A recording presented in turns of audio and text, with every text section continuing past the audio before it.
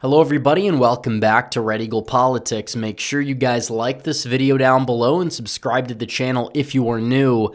So we got to talk about the midterms once again, and a new poll dropped out of RMG Research, which is I guess you would say more accurate pollster than most. And they are showing a little bit of a different ball game regarding the midterms than what a lot of the other mainstream polls are showing.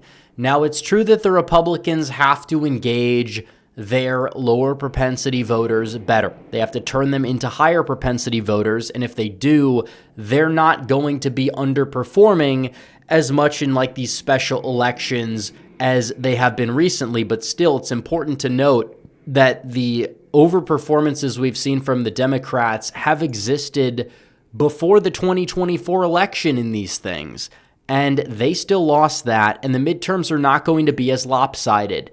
And if we look at an election like Tennessee, that 7th congressional district, it will show us that if it was 2/3 a turnout problem, which even could be underselling it, and 1/3 a persuasion problem ahead of like a midterm baseline, because they'll say midterm turnout, but in reality, it was not nearly as high as 2018. 2022 just had a really bad midterm turnout in Tennessee. And it's very likely we're going to see high midterm turnout, and that could benefit the Republicans overall.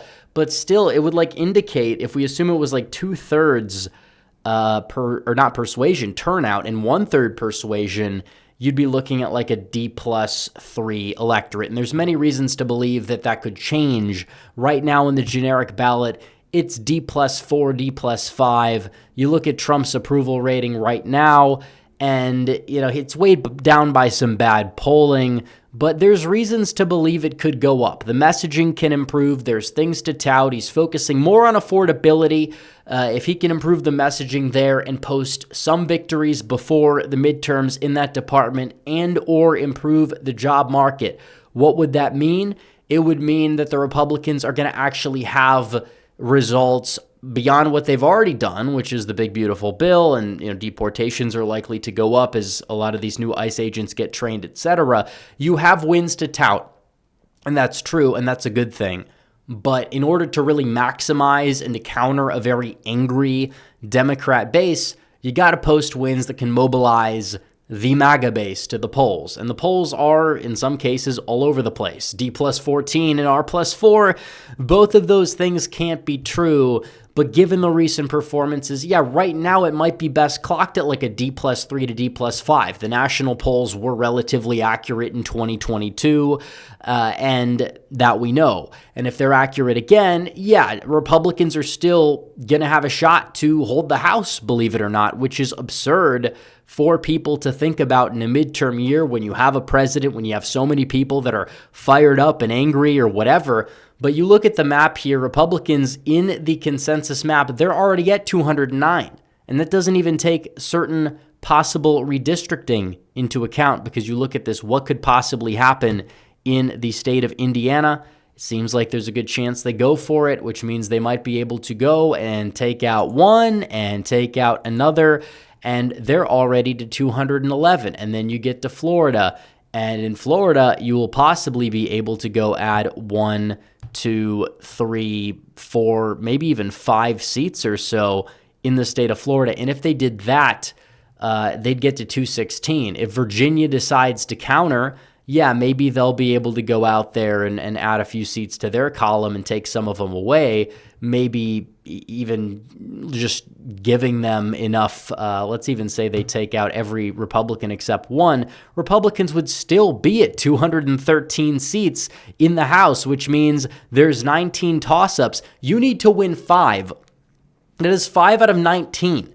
Democrats need to go out there and win 15 out of 19, and you're out fundraising them, which is crucial for elections like these, and you have a clear path, even if you have like a D+5 electorate, because where's that shift going to come from?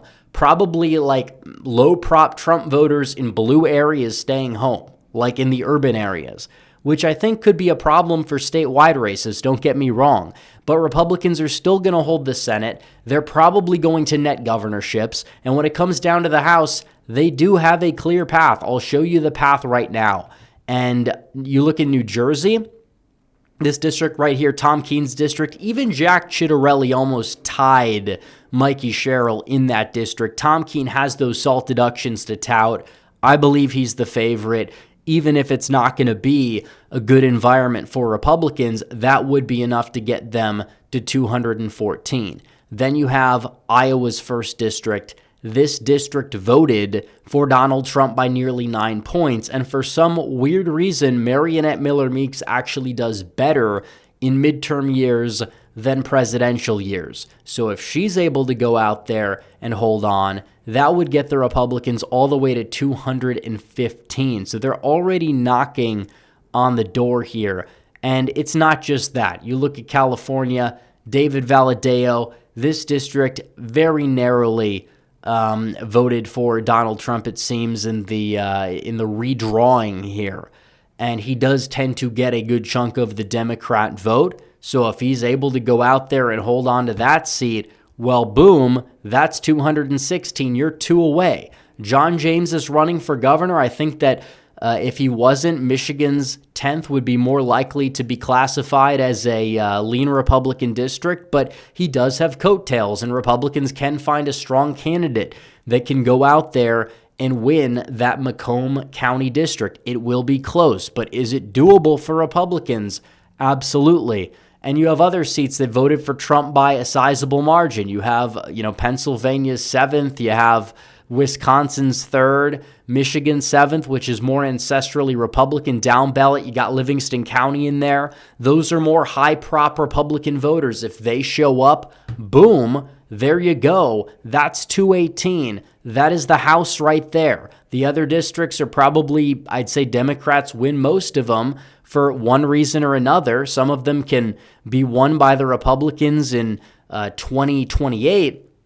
And then you talk about like the Voting Rights Act Section 2 possibly being gutted or removed by the Supreme Court, which would take out like 6 to 8 Democrats, although it does seem like that's going to have to be decided after the fact. And it's also very possible that Utah goes out there and decides to overturn the court ruling, saving the 1st district as Republican, which would get the Republicans an extra seat on top of that. So there's plenty of room for Republicans to grow. The bottom line is, worst case, you have like a reverse 2022 basically, which Democrats were very happy about that.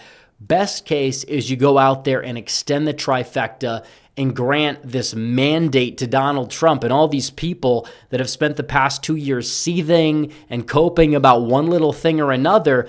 They have the most egg on their face because, okay, you wasted all that time, all that energy. You couldn't even retake the House. You lost a net seat. And even when you take redistricting into account, by the way, you didn't even really gain that much because Texas and California, they offset each other. There's minimal movement, at least for now, in Ohio. Yeah, you shored up a seat in Missouri and North Carolina, but Florida probably ends up offsetting whatever Virginia does. So yeah, Republicans netted a few seats, but and it was necessary for sure.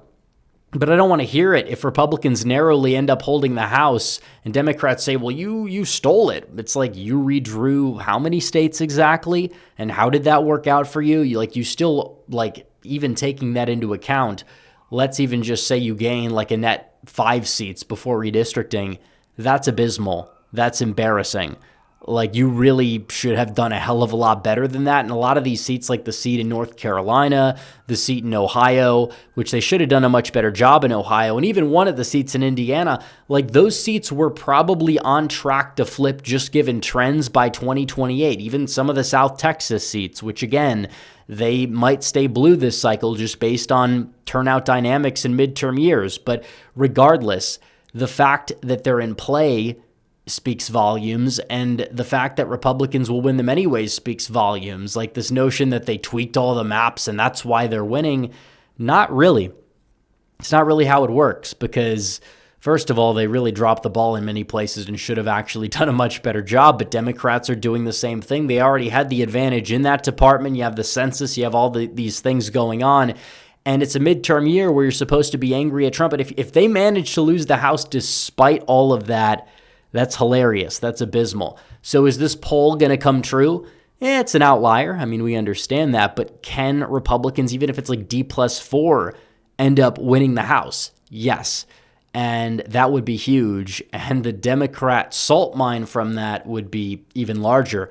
So anyways, guys, thanks for watching this video. Like this video down below, comment down below, subscribe to the channel, hit the bell for notifications so you never miss another video. Follow me on social media. The links are all in the description down below. And I will see you guys in the next one. Red Eagle out.